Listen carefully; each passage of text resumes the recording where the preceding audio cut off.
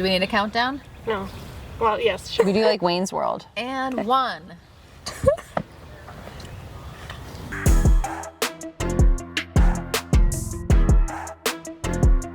Welcome to It's Like That Madison. We are at episode 12. Can't believe it. And I know, and I think you were just saying we started 1 year ago, right? Yep. Once Sure month, did. 1 year ago. So High five. that's a little celebration as well. Here. Well, here. 5 Sherry. She listens. She keeps us going.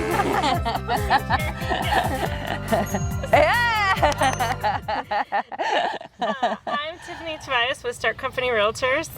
Jannea Wood with Start Company Realtors. I'm Katie Kolakowski with City RE. And today we are very excited to introduce you to Sherry McKee, also with Start Company Realtors. We are here to talk about investment property. And the three of us are kind of novice in the investment department, right? Like we understand it, but Sherry has some more background, and so great friend of ours, fellow realtor, so we figured she'd be the great person to invite on the show today. And Thank you you also for having own me. your own Right. investment properties, right? So We do. Do it for Yep. business, do it for personal. Exactly. Yep. So thanks for coming. Yeah. Thanks for having me. I think we should take a quick time out too and thank Tiffany for this lovely backyard setting. So it's just like a Yes. girls' chat in the backyard for all of you that can't see. It is, we're outside enjoying the sun, the long-awaited sun from the winter. So thank you. Yeah. All right, should we get into it? Yes. Yeah. Ready? Sure. All right. So I know very little. I think I've done just a couple of transactions with investment properties. One thing that scares me is those clients always want spreadsheets. I can't do spreadsheets. So I think I stay away from it because I don't want to have to learn spreadsheets. Yeah. But like for real, there's differences in lending practices, I Right. believe, right? Between investment and if you're just buying a single family home. Exactly. So if you're not planning on owner occupying, you're going to have to put a higher percentage down. And it's typically going to be 20 to 25% down. So that's pretty Decent substantial. amount, yeah. And you're also probably going to be having a higher interest rate. It can be anywhere from half a point to a full percentage point higher Oh, wow. for investors. Okay. So you got to save your money a little bit longer. What if they're living in the home and renting out? Like if it's a 2-flat and they're living in the bottom and renting out the top, is it Right. the same for? No, if you're owner occupying, there's different programs, and you really should talk to your lender about that because it's different if you're owner occupying a single family home and you're going to just rent out rooms versus living in one side of a duplex and then renting out the other. You can definitely do it for a lower down payment. Oh, okay.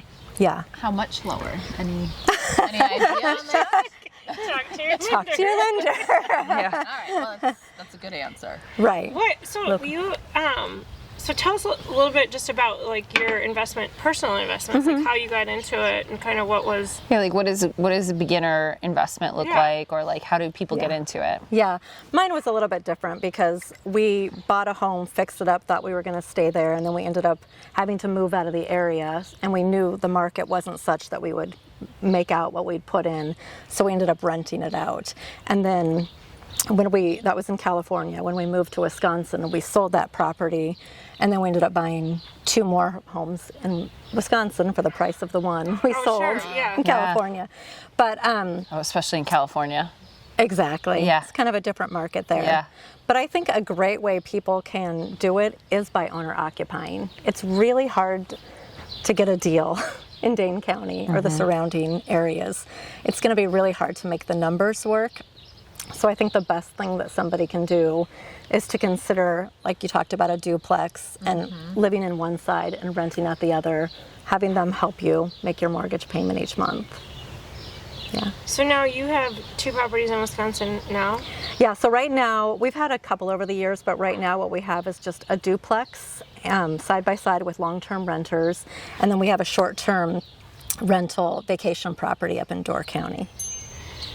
Yeah, that market is so interesting, the short-term rental, because around here it's so specific whether you can do Right. it or you can't do it. But like when Exactly. you get outside of Dane County, you have a little bit more flexibility. You right? do, but even then, you need to know that the rules can always change, and they can change the rules on you. So you can buy a home and think it's going to be one thing, and then the municipality, maybe the citizens are like pushing back. So that's what actually happened to us in the town we're in Door County.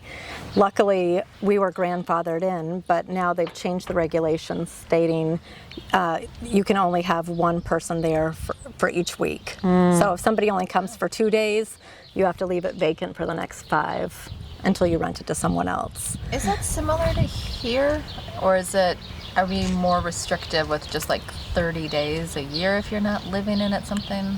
I mean, I know City of Madison is very no. strict with, Yeah. that. Yeah, I and think Monona. Monona is you have to have a 30-day rental. In Verona. Oh, did they switch that now? Okay. I think I it used to be more flexible. Yeah, because I looked and I've seen, well, at least from what I could tell, Yeah. like, because I looked at some friends that were coming for a party that we were throwing, and everything that I could find, it was a minimum of 30 days in Monona. And I was looking right around here, so I don't know what the... Verona allows short-term company can look rentals. at. Yeah. Do they still? That makes sense with Epic. And, yeah. Yeah, I know 2 people who do short-term rentals in Verona, but like you said, the rules can consistently change, and Right. and it's with all the burbs around here, each one is different. Everyone's different, yeah. Exactly. Yeah, so I think my question is like, do you recommend that people primarily, if they're looking for a short-term rental or just a rental property, do you have a preference over one another? And then because Dane County might be really tough, should they look at other states or other counties in Wisconsin? How do you guide people? Well, I mean, I don't know other states, so I try and stay in my lane. Right. So I will say the short-term rental market tends to be much more lucrative financially. You know, the nightly rates you can get in some of these, like destination areas is very high.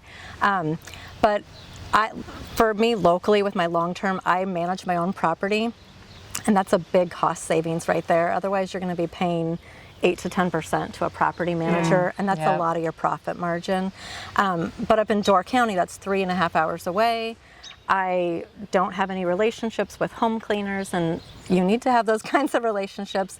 So there, we just pay a property manager, and they take almost 30% of our profit. So that's a big difference. So do you use like an Airbnb or a VRBO to rent that out then? So we have the property manager who takes care of it through their site. We're on both of those, plus Booking.com. I think there's a few other sites as well. So the property manager takes an addition to what would be taken from... That's the total. That's total, okay. Exactly. And then in all fairness, they set the price, and they have software systems that can look at, how much availability is there over this weekend, and they might tweak the price. Up it or Exactly. Okay. And they also set a much higher rate than I would ever be courageous enough to set. I would never think to price it as high as they do sometimes, but it Is works. that for events or just the time of the year? Especially because it's Door County, right? 'Cause Yeah. I've been up there in the winter, and there's still stuff to do, but the summer's obviously insane. Exactly. The peak months there are really July and August, and then we're starting to kind of go more into the fall. In the spring, it's really slow because it's cold up there still. People are in school, but it's become a destination for bachelor and bachelorette parties. There's high school reunions. There's a lot of events going on up there. I like the goat that eats grass off the roof up there. Yes. I think those are coming up this weekend. He's coming off? Or he's No, going I up? think they're just going up. They're going up. Because it's finally warm Yeah, enough. that's great. I think my question too is for people who don't really know, what advice do you give people? They save until you have a certain amount, or start looking at X, or what is your kind of, if you want to get into the game per se? I mean, in some ways, I think it's fairly similar to if you're buying a home to own or occupy, location, location, location. You want to look in an area, and it's maybe not exactly the same, but you want a place that's going to attract people. Is it is it close to major employers, or is it in a neighborhood that's very walkable? Is it maybe in a school district where families want to be, but they can't afford to buy and they could rent? So I think looking at the location and the neighborhood is still very important. And I do think that's a good point. I think you want to be prepared, just like when buying a typical home that you're going to own or occupy. Save up, except for in this case, you're going to have to save a little bit more money. Right. But I think if you get all of your ducks in a row up front, because you don't know when the opportunity is going to come up, and when it does, you need to be ready to move quickly. You gotta go. There's a lot of competition, I understand. There can be quite a bit of competition. Exactly. Go ahead. Oh, I was going to ask how you even evaluate a property for your clients, whether it's a good buy. I mean, is it up to cash flow? Does that matter? What kinds of things are you looking at to help? I mean, it depends on the clients. I had a client who was like just bound and determined to buy an investment property and was not as focused on the cash flow, which, like, I'm not going to lie, I can't really understand that way of thinking. Because that's what you would think it would be about. Exactly. I mean, they were looking at, like, they had a set of money and they were looking at, like, long-term appreciation as well. But yeah, I think the most important thing is, it does have to cash flow, and you have to take into consideration things that, are out of your control, like the tenant leaves and now you have a vacancy. You have to make sure you have enough of a cushion that you're still in a good situation when you have a tenant leave.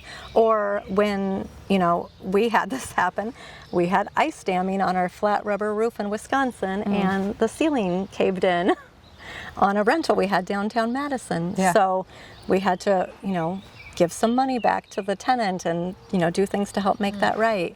You just have to be prepared and have money saved for a rainy day. I think that's the big thing that when I have conversations with people too, is that there are multiple classes that you can take around the state. I see a class that's a free class typically out of Milwaukee, but being a landlord or taking on a tenant or having people in your space for a vacation, it is a large responsibility. It's not just that you're going to get an instant paycheck. A lot of times the money comes back from when you sell, correct? Or like you're taking that rent in and you're holding it for an ice dam or a plumbing leak or... And is that correct guidance as an agent? I don't think you're gonna, unless you have a very large amount of money to put down, the cash flow is going to be pretty minimal, like in Dane County and surrounding areas.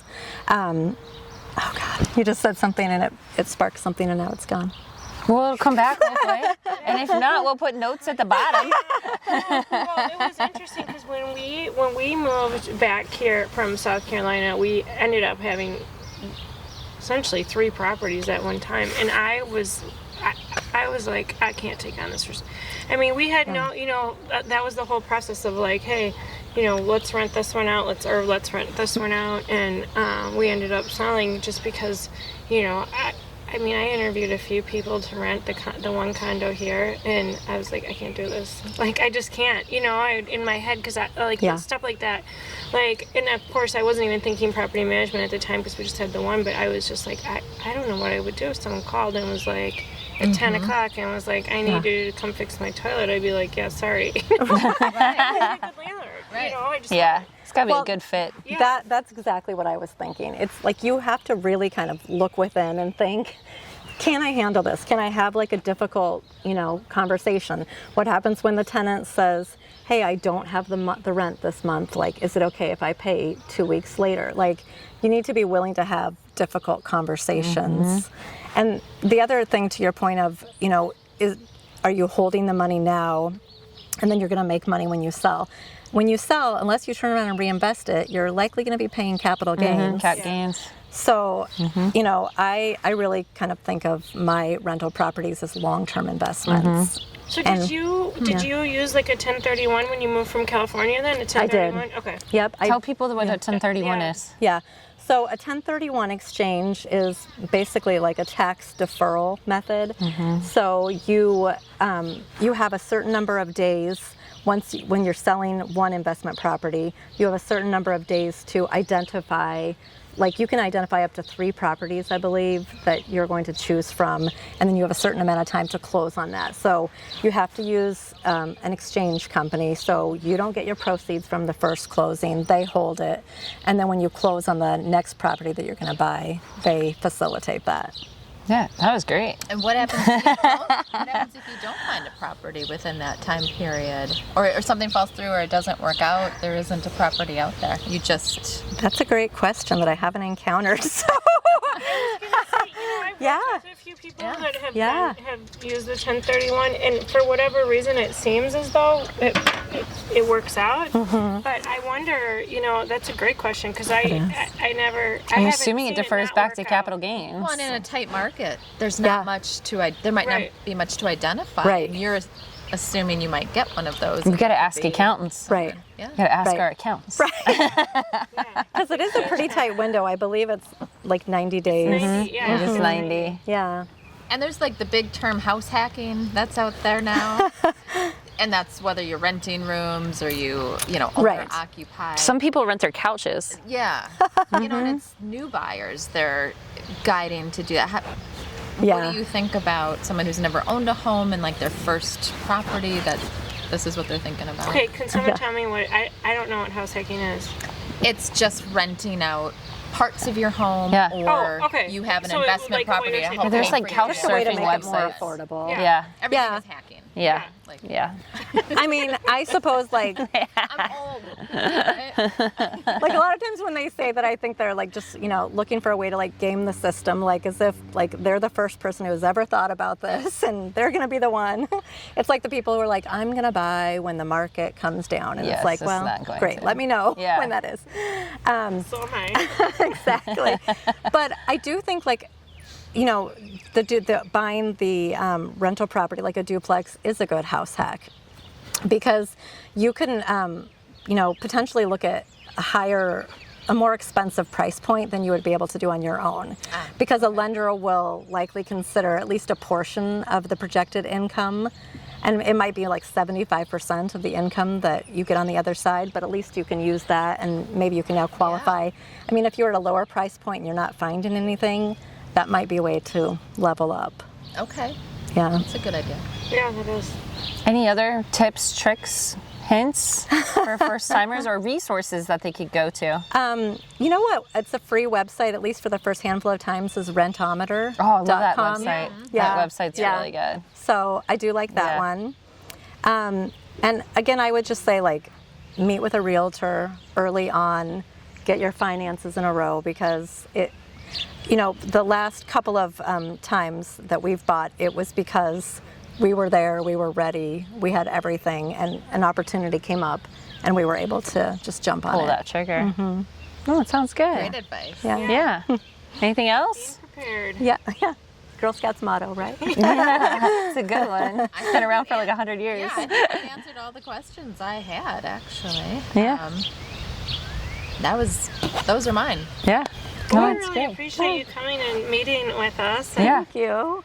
It's always fun. Kicking it in the backyard. Yeah, this is a rough place okay to to learn. spend a Monday afternoon. You can teach me spreadsheets if I ever Exactly.